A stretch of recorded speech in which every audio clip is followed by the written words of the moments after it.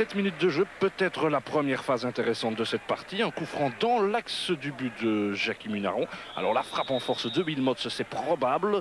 Il s'élance et il tire sur Ruben. Ça nous donne un coup de coin. Malines se montre un tout petit peu plus pressant maintenant. Koeman tente de trouver une tête, elle est très bonne. Non, c'était une reprise, c'est dedans. Et je pense que c'est encore une fois... Je pense que c'est encore Johnny Bosman, moi, qui a mis ça au fond. À moins que ce soit Wilmots, je dois vous avouer qu'on a beaucoup de mal à le voir. Je pense que c'est Mark Wilmots. Une fois de plus, on est en train de regarder. Eh bien non, c'est Graham Rutschus qui a poussé cette balle finalement au fond des filets.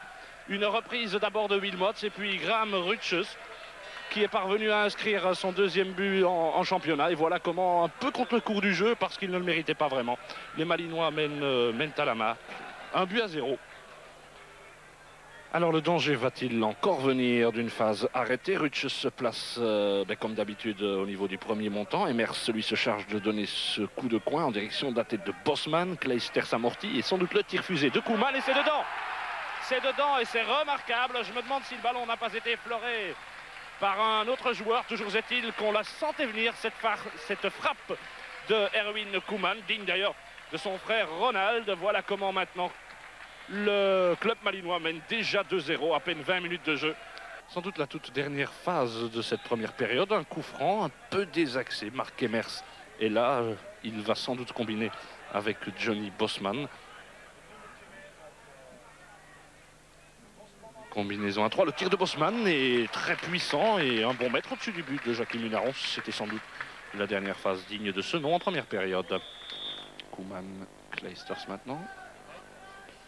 Clijsters va tenter d'aller trouver la tête de Bosman, il la trouve, alors attention, il va pouvoir tirer, Versavel, il tire bien et c'est dedans.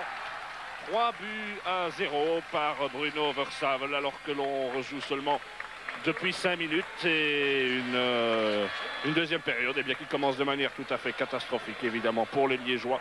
3-0, rien qu'à entendre ce chiffre, tout est dit. C'est signé Bruno Versavel.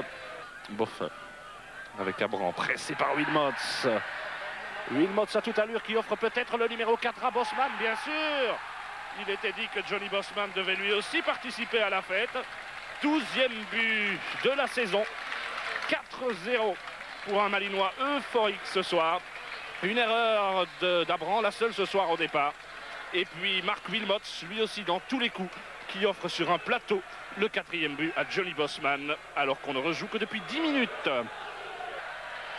Bosman, c'est reparti avec Versavel, encore Bosman. Ah, c'est véritablement un récital maintenant. Koeman dans le rectangle qui reprend, qui tire dedans. Et je vous assure, 30 secondes après le but de Johnny Bosman, c'est Erwin Koeman qui signe son numéro 2 de la soirée. Déjà un score de forfait, il reste encore 35 minutes à jouer.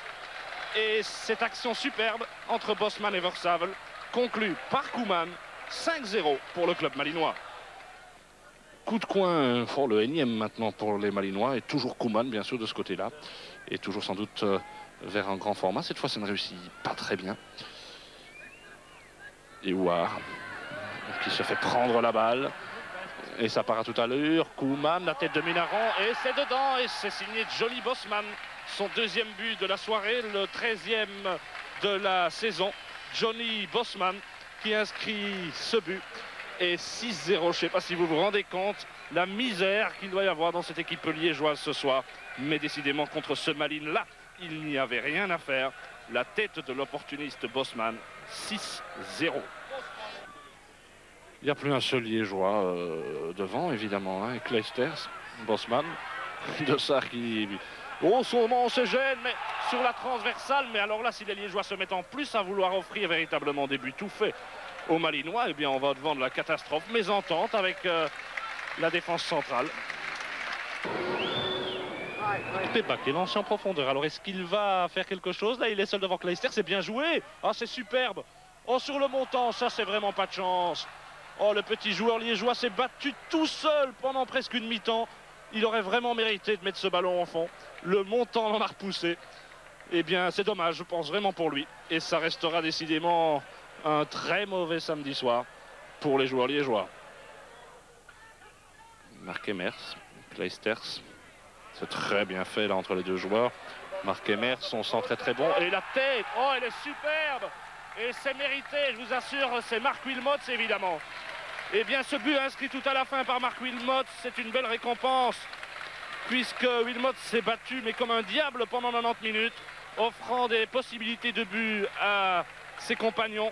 Trouvant maintenant le chemin de défilé pour la 5e fois cette saison, Marc Wilmots fixe ce qui sera sans doute le score final à 7-0. Liège très déforcé, c'est vrai, mais incapable d'inquiéter une seule fois Michel Prudhomme, si ce n'est ce tir sur le montant.